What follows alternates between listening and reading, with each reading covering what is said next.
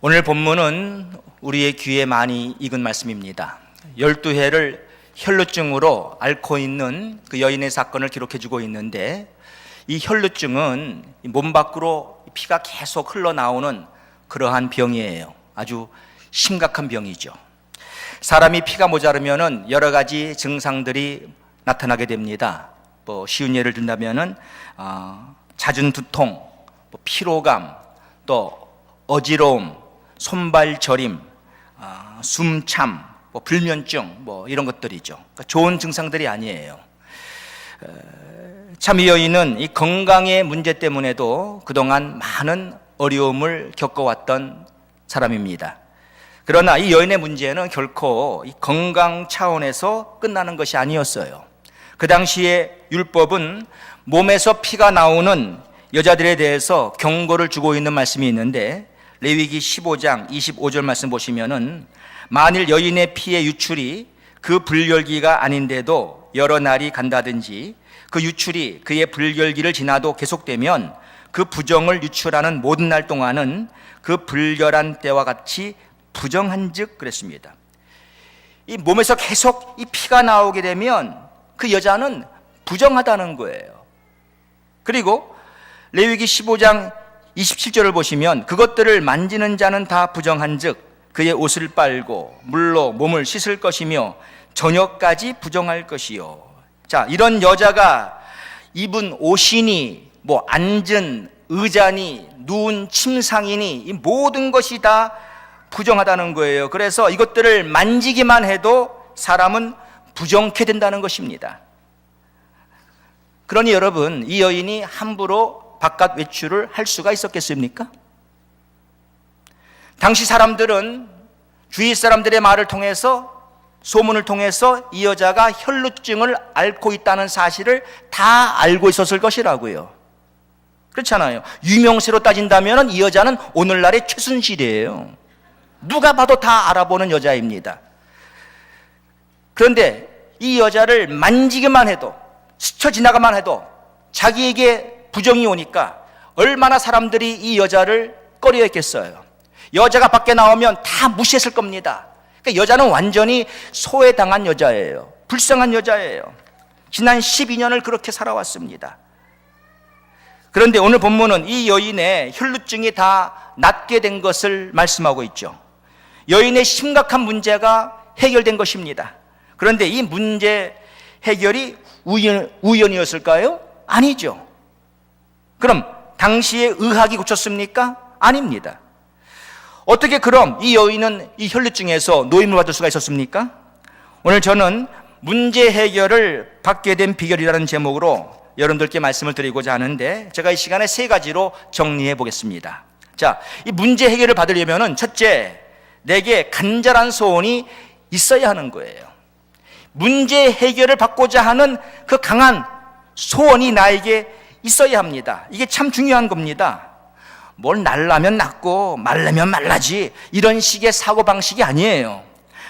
내가 이 문제를 해결해 보겠다는 그 뜨거운 열망이 내 안에 지금 있어야 합니다. 마가복음 5장 25절 오늘 본문 보시면은요, 12해를 혈루증으로 앓아온 한 여자가 있어 많은 의사에게 많은 괴로움을 받았고 가진 것도 다 허비하였으되 아무 효용이 없고 도리어 더 중하여졌던 차에 그랬습니다. 자, 여기서 우리가 무엇을 느낄 수가 있죠? 이 여인은 고침을 받기 위해서 끊임없이 노력을 했다는 것이죠. 만일 이 여인이 이 병에서 낫고자 하는 소원이 없었다면 벌써 이미 포기했을 것입니다. 그러나 여인은 포기하지 않았잖아요. 병을 앓고 있으면서 이 병에서 고침받고자 하는 간절한 소원이 여인에게는 있지 않았습니까? 이게 중요한 거라는 거예요. 문제 해결을 받고자 하는 그 소원. 베데스다 연못가에 38년 된 병자가 있었습니다. 여러분들 말이 38년이지 이 얼마나 긴 세월입니까? 이 병이 정확하게 어떤 병인지는 성경이 말하지 않기 때문에 우리가 알 수가 없지만 이 병자는 걸을 수 없는 병자였어요. 누워 있었다고 했습니다. 그럼 그 긴 세월을 병에 시달려 살아왔겠는데 얼마나 고통스러운 삶이었겠습니까? 아마 요즘 이런 병을 이렇게 오랫동안 앓고 있는 사람이 있다면 이들 가운데에 자살한 사람들도 꽤 있을 거라고요. 자기 인생을 그냥 포기해버리는 것이죠. 자, 그런데 예수님이 이 사람을 베데스다 연못가에서 만났어요. 예수님은 그리고 이 사람을 고쳐주시고자 마음을 먹으셨습니다. 그러나 성경을 자세히 보세요. 예수님이 그냥 고치시지 않고 그에게 한 가지 질문을 했습니다. 그게 뭡니까? 요한복음 5장 6절 하반절 보시면 네가 낫고자 하느냐 이렇게 물었어요. 네가 낫고자 하느냐. 여러분 가만히 이 질문을 묵상해 보세요. 상당히 중요한 질문입니다. 세상에 문제가 없는 사람들은 없습니다. 문제는 누구나 다 가지고 있는 거예요. 이게 전혀 이상한 게 아닙니다. 크리스찬들은 문제가 없나요? 저도 여러분도 다 문제가 있습니다. 이런 우리들에게 예수님이 질문을 하십니다. 네가 낫고자 하느냐? 자, 지금 부부간에 심각한 문제가 있어요. 이러다간 곧 이혼도 하겠습니다. 주님이 물어요. 내 가정이 행복하기를 원하느냐? 여러분, 행복하기 원하십니까? 소원이 있어야 돼요, 소원이. 문제 해결을 받기 위한 첫 번째 관문이 뭐냐? 바로 내가 낫고자 하느냐라는 이 질문에 예스의 답이 확실하게 나와야 한다는 거예요. 주님, 내 가정을 고쳐주세요. 내 아이가 옳은 길로 가게 해주세요. 내 사업을 일으켜주세요. 내 건강을 회복시켜주세요. 우리 교회를 부흥시켜주세요.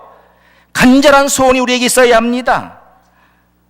가정은 지금 엉망진창인데 에라 모르겠다. 야, 다 귀찮아. 뭐 까짓것 이혼하라면 이혼하지 뭐. 아니란 말입니다. 이게 문제 해결을 받으려면은 내게 문제를 해결을 받으려는 열망이 있어야 돼요. 소원이 있어야 돼요.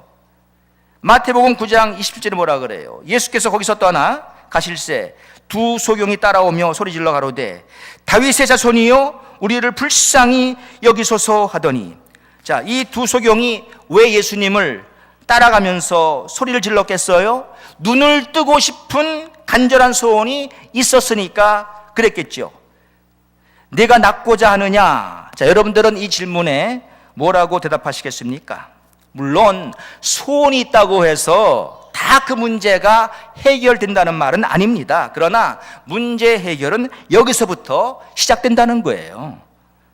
하나님은 마음의 소원을 가진 사람들을 쓰십니다. 마귀도 마음의 소원을 가진 사람들을 씁니다. 그런데 다른 게 뭐냐? 하나님은 좋은 소원을 가진 사람들을 쓰시는 것이고 이 마귀는 나쁜 소원을 가진 사람들을 쓰는 거예요. 소원이 없는 사람은요, 하나님도 마귀도 안 씁니다.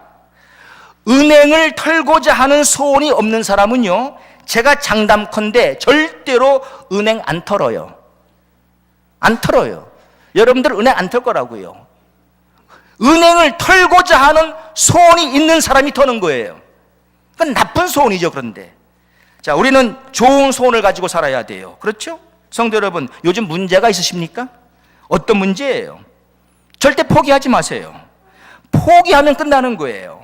소원을 품으세요. 왜? 하나님은 우리의 소원을 들어주실 수 있는 전능하신 분입니다. 그러니까 소원을 가지시라고, 여러분. 자, 문제 해결을 받으려면 어떻게 해야 하나요? 둘째로 내게 믿음이 있어야 합니다. 믿음. 오늘 본문 28절을 보세요. 이는 내가 그의 옷에만 손을 대어도 구원을 받으리라 생각함 일러라. 자, 이 말씀을 잘 묵상을 해보세요. 이게 보통 믿음입니까? 지금 12년을 혈루증으로 알아왔고 당시 어떤 의사도 못 고쳤습니다. 이 여인은 용하다는 의사 다 찾아갔어요. 못 고침받았어요. 모든 재산을 다 이 병 고치는데 써버렸습니다. 그래도 안 난 병입니다. 그런데 예수님의 옷가에만 내가 손을 얹어도 내 병이 날 것이다. 이게 보통 믿음이에요? 성도 여러분, 문제 해결을 받으려면요, 우리에게 믿음이 있어야 합니다. 믿음. 왠지 아세요? 모든 일이 다 믿음으로 되기 때문입니다. 예수님께서 어느 마을에 들어가실 때에 두 소경이 예수님의 뒤를 따라왔어요. 자기들의 눈을 뜨게 해달라는 것이었죠. 이때 예수님 그들에게 물었습니다. 내가 능히 이 일을 할 줄을 믿느냐? 이렇게 물었어요. 이들이 뭐라고 대답했습니까? 주여 그러하오이다. 이때 예수님 뭐라 그랬어요? 마태복음 9장 29절 이하 말씀 보시면 이에 예수께서 저희 눈을 만지시며 가라사대 너희 믿음대로 되라 하신데 그 눈들이 밝아진지라 그랬습니다. 네, 저들의 믿음대로 된 것이죠. 네, 저들은 믿었어요. 예수님은 우리의 이 두 눈을 뜨게 할 수가 있다고 믿었어요. 내 믿음대로 될지니라. 자, 가버나움에 어느 백부장이 있었는데 그의 종이 중풍병을 앓고 있었습니다. 이 백부장이 예수님께 나가서 부탁을 드렸어요. 내 하인의 이 중풍병을 고쳐주시옵소서. 예수님 말씀하기를 그래 내가 너의 집에 가서 고쳐주리라. 백부장 뭐라 그래요? 주님, 저는 주님이 내 집에 오심을 감당할 수가 없습니다. 다만 이 자리에서 말씀만 하옵소서. 그리하면 내 하인이 낫겠사옵나이다. 자, 굉장한 믿음이죠. 이때 예수님 뭐라고 말씀했습니까? 마태복음 8장 13절 말씀 보시면 예수께서 백부장에게 이르시되 가라 내 믿은 대로 될지어다 하시니 그 시로 하인이 나으니라. 백부장이 믿은 그대로 된 거예요. 여러분, 믿음대로 되는 거예요. 여러분, 모든 일은 다 믿는 대로 되는 거예요. 사랑하는 성도 여러분, 문제 없는 사람이 어디 있습니까? 문제가 있는 것이 문제가 아니에요. 문제는 내게 믿음이 없다는 것입니다. 믿음만 있으면 문제가 찾아와도 그게 문제가 아니에요. 믿음이 없다는 게 문제예요. 믿음이 없다는 게. 마가복음 9장 20절에 뭐라 그럽니까? 예수께서 이르시되 할 수 있거든이 무슨 말이냐? 믿는 자에게는 능치 못할 일이 없느니라. 믿으십니까? 네, 주님 말씀이에요. 할 수 있거든이 무슨 말이냐? 믿는 자에게는 능치 못할 일이 없대요. 믿는 자에게는 어떤 일도 믿음은 다 해결한다는 것입니다. 그러니까 문제 해결 받으려면은 믿음이 있어야 한다고 하는데, 자, 그 믿음은 과연 어떤 믿음일까요? 여러분, 복음서를 자세히 보세요. 믿음으로 자신의 문제 해결을 받은 사람들은요, 다 각기 예수님께로 나아갔던 사람들입니다. 곧 예수님을 찾은 사람들이에요. 저 예수님은 내 문제를 해결할 수 있을 거야라는 확신을 가지고 예수님을 찾았다는 것이죠. 이 믿음으로 문제가 해결된 거예요. 자, 오늘날도 믿음이 문제를 해결하는데, 그렇다면 우리도 예수님은 내 문제를 해결할 수 있다는 이 확신을 가지고 예수님께로 우리도 나아가야 합니다. 그런데 여러분 보세요. 지금 예수님이 육신적으로 어느 지역에 계십니까? 예수님이 어느 나라에 지금 살고 있습니까? 그렇다면 우리도 내 문제를 가지고 예수님 찾아가야 돼요. 이게 믿음이에요. 예수님은 내 문제 해결할 수가 있어. 내 문제 가지고 주님을 찾아서 가야 돼요. 그분이 일본에 있으면 일본으로 가야 돼요. 근데 지금은 예수님이 어느 지역에 있는 게 아니잖아요. 그러면 믿음으로 오늘날 산다는 말은 뭡니까? 이 말은 기도로 예수님을 찾아가는 거예요. 기도로 예수님께 나아가는 거예요. 곧 기도하는 것이 믿음이다, 그 말입니다. 예? 여러분 아세요? 그게 믿음이에요. 주님께 기도하는 게 바로 믿음이에요. 마치 옛날에 주님을 찾아가듯 이게 믿음이란 말입니다. 자, 누가복음 18장을 보시면 예수님께서 한 비유를 드셨습니다. 항상 기도하고 낭망치 말아야 할 것을 비유로 말씀하시면서 어느 도시에 한 불의한 재판관이 있는데 어느 과부가 이 재판관에게 나와서 자기 원수에 대한 그 원한을 풀어달라고 요구하는 거예요. 그런데 이 불의한 재판관은 평소에 하나님을 두려워하지 않고 사람을 무시하는 아주 못된 재판관입니다. 근데 여인이 와가지고는 계속 내 원수에 대한 나의 원한을 풀어주소서 하니까 처음에는 재판관이 그 여자의 말을 무시해버렸어요. 한갓 과부의 말이니까 무시해버렸어요. 그런데 아니 여자가 지금 자꾸 찾아오는 거예요.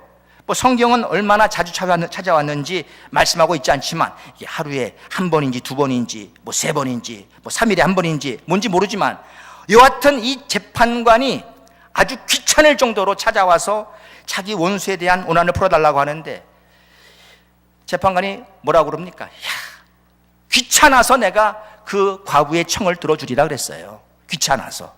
자, 주님 말씀하기를 불의한 재판관의 말한 것을 들어라. 하물며 너희 아버지께서 밤낮으로 간구하는 택하신 자들의 원한을 풀어주지 아니하시겠느냐? 내가 너희에게 말하노니 속히 풀어주시리라 하면서 주님이 뭐라고 마지막 말씀했어요? 누가복음 18장 8절 말씀 보니까 그러나 인자가 올 때에 세상에서 믿음을 보겠느냐 이랬습니다. 여러분 이 말씀을 잘 주의해서 보세요. 예수님 지금까지 기도에 대해서 말씀하신 거예요. 기도에 대해서 그냥 끊임없이 찾아와서 하나님께 간구하는 그 기도를 비유로 말씀하신 거예요. 그런데 마지막 결론은 그러나 인자가 올 때에 세상에서 믿음을 보겠느냐 이렇게 말씀했단 말입니다. 정확히 말한다면 이렇게 말해야죠. 그러나 인자가 올 때에 세상에서 이렇게 밤낮으로 기도하는 사람을 보겠느냐 이래야 되는데 인자가 올 때에 세상에서 믿음을 보겠느냐. 결론적으로 무슨 말입니까 여러분? 하나님께 끈질기게 나와서 기도하는 것이 곧 믿음이라는 거예요. 이게 믿음이죠. 문제는 다 믿음으로 해결되는 거예요 여러분. 그렇잖아요. 내 믿음대로 될지니라. 내가 믿은 대로 될지니라. 이게 뭐예요? 하나님 믿고 기도로 나아가는 사람, 그 기도의 역사로 문제는 해결된다는 거예요.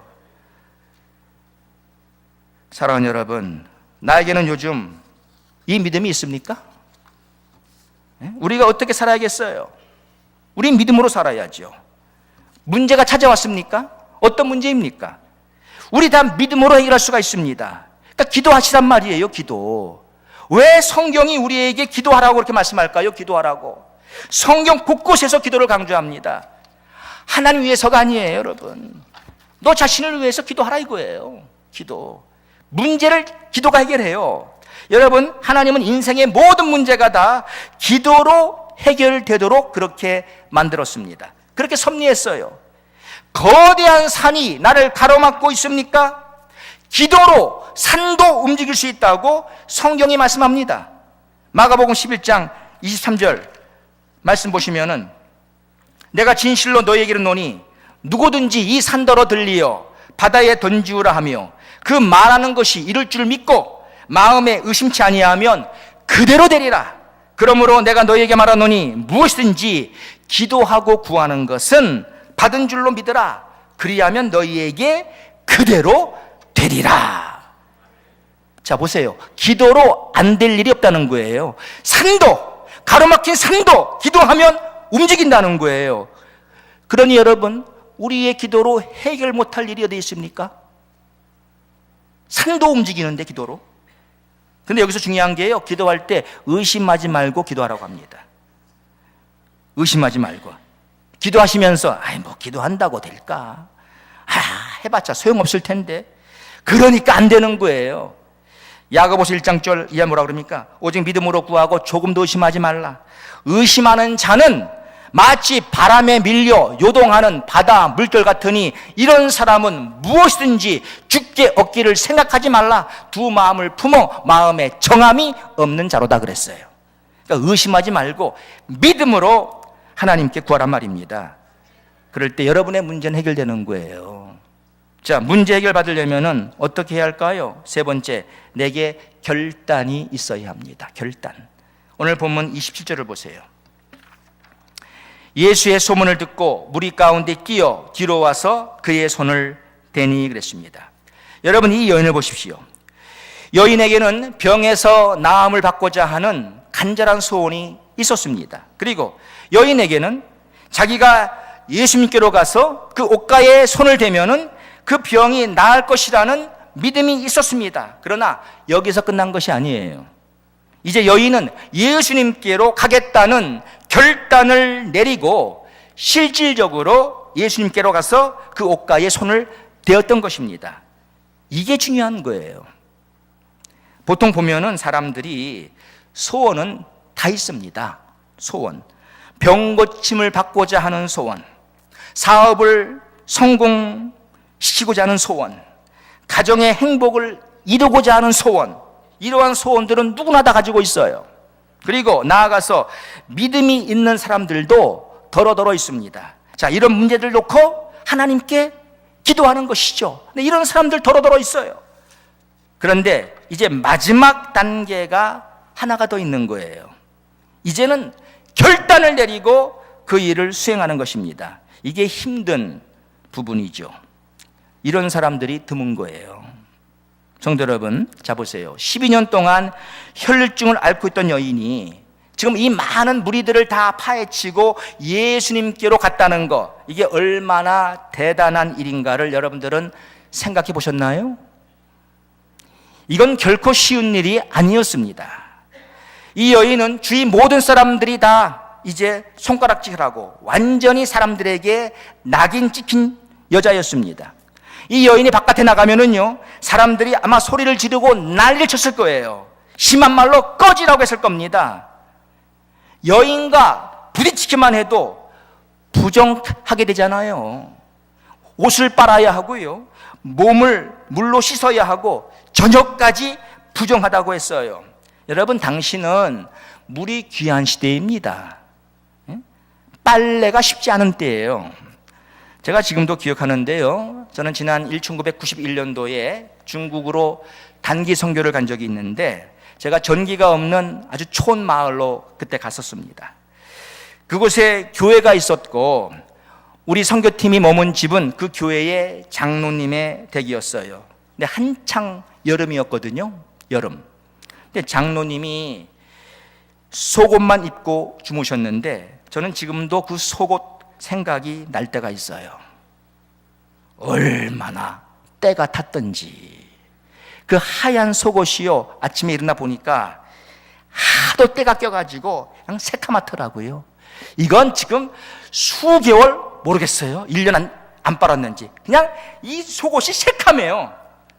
여러분, 빨래 안 하거든요, 그 당시에. 대화 중에 목욕 얘기가 나왔어요. 목욕 얘기가. 자기들은 1년에 강에 가서 한 번 목욕한대요. 많이 하면 1년에 2번 한대요. 이게 여러분 1991년, 지금부터 26년 전의 일입니다. 그렇다면 약 2000년 전의 상황은 어땠을까요? 옷을 빨아요?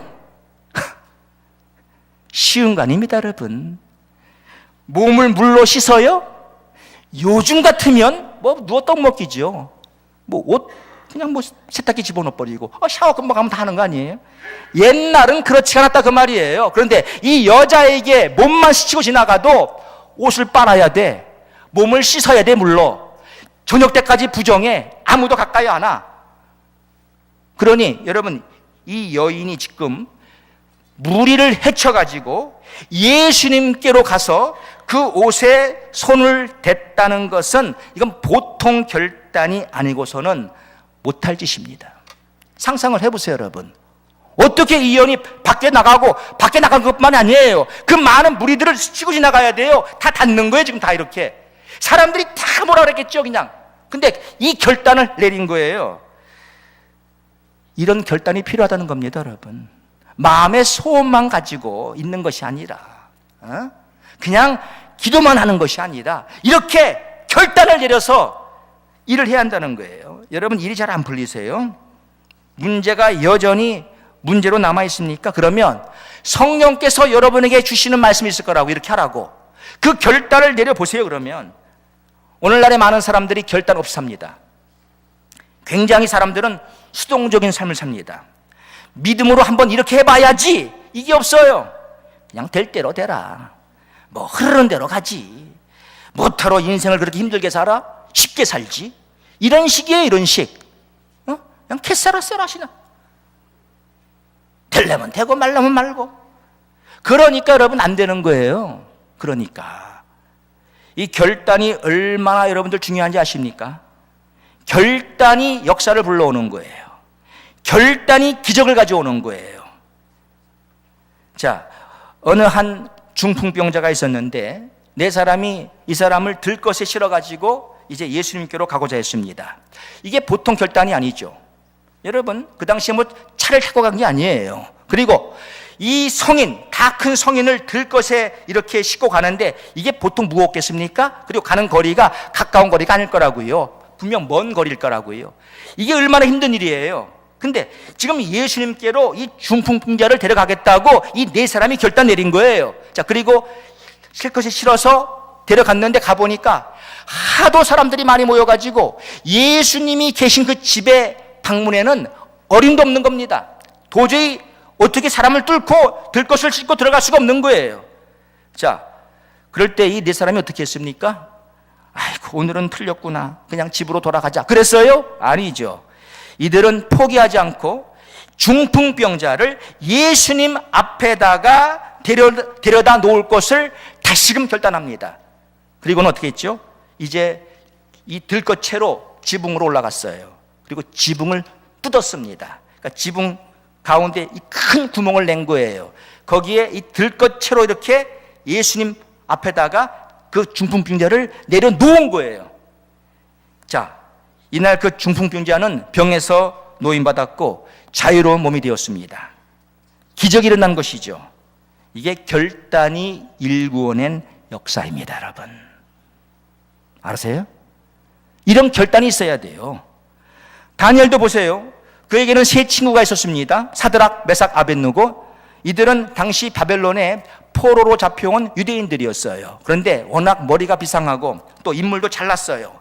이 왕이 보니까 상당히 쓸만하거든요.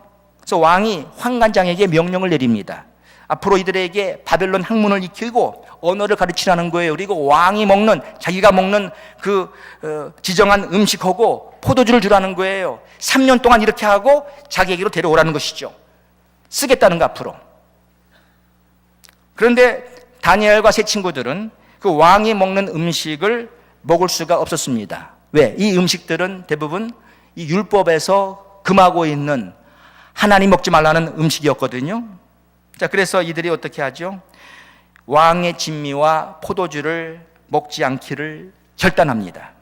다니엘 1장 8절 말씀 보시면 다니엘은 뜻을 정하여 왕의 진미와 그의 마시는 포도주로 자기를 더럽히지 아니하리라 하고 자기를 더럽히지 않게 하기를 환관장에게 구하니 그랬어요. 자, 그리고 이 사람들은 이제 이 채식을 하겠다고 말을 했습니다. 채소를 먹겠다는 것이죠. 그러니까 환관장한테 이렇게 말을 하니까 환관장이 뭐라 그래요? 야, 왕께서 나한테 너희들한테는 왕의 진미를 주라고 명령했는데 만일 너희들이 이것을 거부하고 채식을 함으로써 너희의 얼굴의 모습이 초췌해지면은 난 죽을지도 몰라.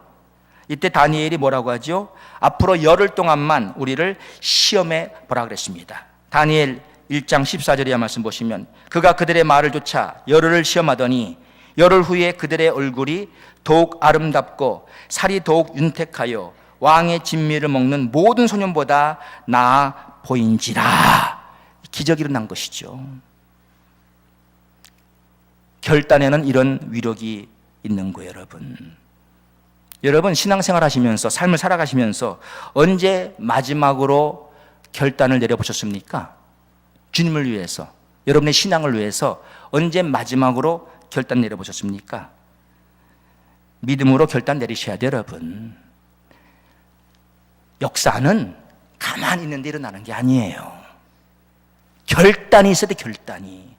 물론 결단을 내리고 그 일을 수행하는 것은 결코 쉬운 일이 아닙니다. 이것은 희생을 요구합니다. 나의 헌신을 요구합니다. 그러나 이 일은 가치 있는 일이에요. 그러니까 결단 내리시라고요. 결단을 내리시라고요. 한번 믿음으로 이렇게 해보겠다고 결단 내리시고 이걸 실행에 옮기시라고요. 그때의 하나님의 역사를 우리는 경험하는 거예요. 자, 오늘 우리는 문제 해결을 받을 수 있는 세 가지 비결에 대해서 말씀을 보았습니다. 자, 문제 해결 받으려면요, 첫째, 나에게 간절한 소원이 있어야 한다고 그랬어요. 간절한 소원. 둘째, 나에게 믿음이 있어야 한다고 그랬습니다. 셋째, 나에게 결단이 있어야 한다고 그랬습니다. 바로 이 간절한 소원, 믿음, 결단, 요 세 가지가 너무나 중요한 거예요. 전 여러분들이 이렇게 살기 원합니다. 이렇게 사심으로써 여러분의 어떤 문제도 다 해결받게 되는 놀라운 축복의 역사가 있게 되기를 주의 이름으로 간절히 축원합니다. 사랑의 아버지 하나님, 감사합니다. 우리는 많은 경우에 문제 앞에 항복하고 그 문제 때문에 우리의 인생을 탓하고 또 좌절 낙심하며 살 때가 얼마나 많습니까? 아버지 하나님, 문제가 있는 것이 문제가 아니라고 했습니다. 하나님이 우리에게 정말 문제를 해결코자 하는 강한 간절한 소원이 있게 하시고 우리에게 믿음이 있게 하시고 우리에게 결단이 있게 도와주셔서 어떤 문제도 다 해결할 수 있도록 우리들을 도와주시옵소서. 예수님의 이름으로 기도합니다.